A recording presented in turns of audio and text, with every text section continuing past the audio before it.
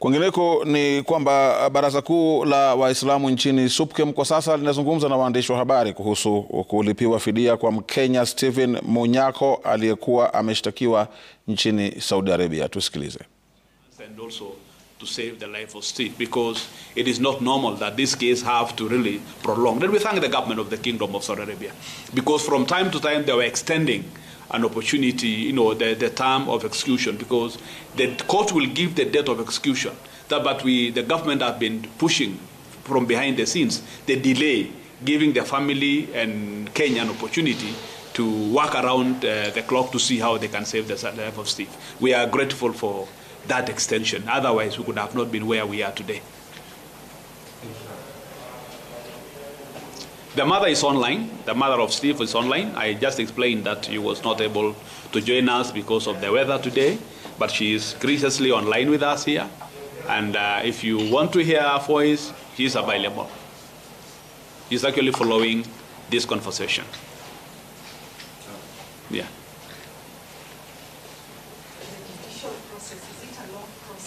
No, it is not a long process. I may not explain how the process is, but I'm just assuming from where we sit as a country that if in our judicial system, when you say you want to withdraw the case, there is also always a process. You cannot just go to court today and say, I'm withdrawing the case, and then the judge say, thank you very much, that the case has ended. It has to be there have to be notification maybe of the lawyers of the other side of this, and just confirm whether this is the position. I believe it is exactly the same, trying to confirm from various sources that this has been done according to the Sharia, and then what are the other things that are supposed to be done, and many other things. And again, it's a unique case. This person is in a foreign country. It's not here.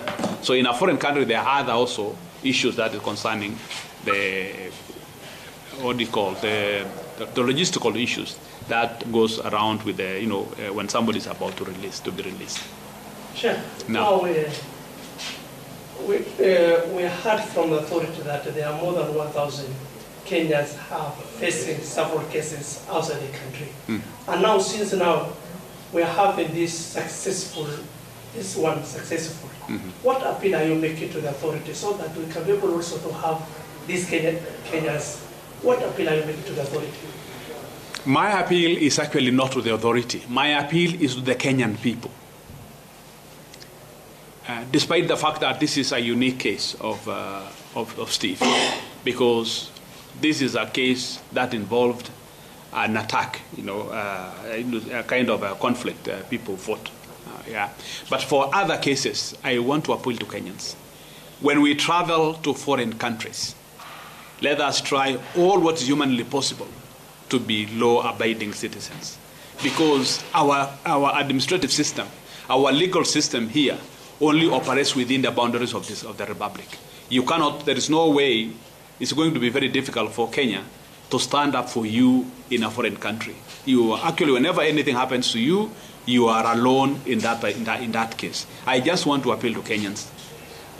Let us be as peaceful and as law-abiding citizens as much as we can whenever we travel out of the country. Because sadly, the government hands are tied when it comes to this kind of the cases. We tried on this particular case for the government intervention, but we did not succeed, because the government said there are so many cases of that nature, and they don't want to create a precedent that they want to intervene on one particular case, and yet there are so many cases of Kenyans who are actually in jails in different parts of the world.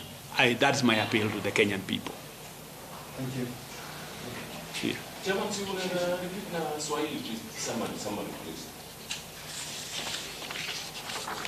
Kwa ufupi sana, nafikiri kama Baraza Kuu la Waislamu tunachukua fursa hii kushukuru kwa dhati the World Muslim League, kiongozi chake His Excellency Dr. Mohammed Abdul Karim Al-Isa, kwa kutusaidia ili kuokoa maisha ya ndugu yetu Stephen Munyako, ambao kwa bahati mbaya alijikuta katika hali ya kujikinga kutokana na mashambulizi ya mwenzake ambaye alikuwa ni rafiki yake mkubwa, na bahati mbaya rafiki wake akaweza kuaga, naye pia aliponea chupuchupu, manake alikuwa na jeraha ambao aliponea chupuchupu karibu pia nusura wote wawili waage, lakini Mungu alimnusuru. Kesi hii ama ndugu yetu huyu Stephen amekuweko katika gereza kwa miaka 13. Mbeleni kesi ilikuwa ni kesi ya manslaughter, baadaye family wakaapil ikakuwa ni murder. Na ikiwa ni murder kwa sheria ya Kiislamu ikawa murder malipo yake ni kunyongwa.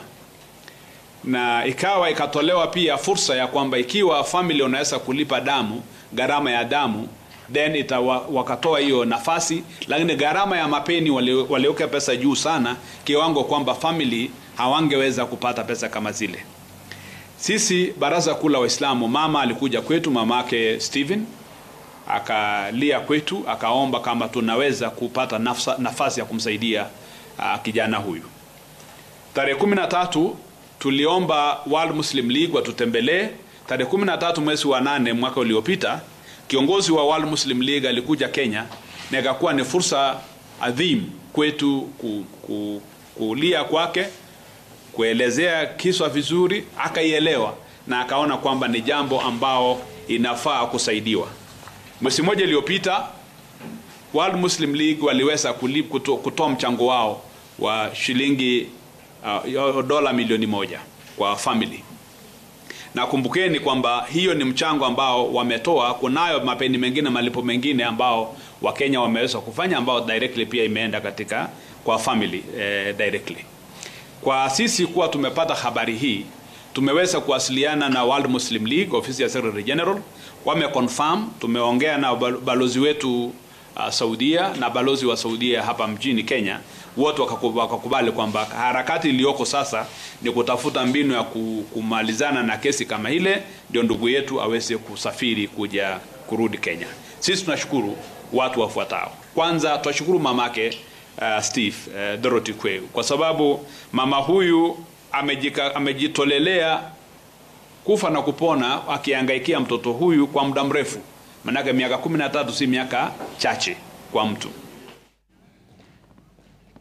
Naam, huyo ni Sheikh Hassan Ole Nado ambaye ni katibu mkuu wa Baraza Kuu la Waislamu nchini SUPKEM, akizungumza kuhusu kuachiliwa kwa Mkenya Stephen Munyako ambaye alikuwa amehukumiwa kifo nchini Saudi Arabia.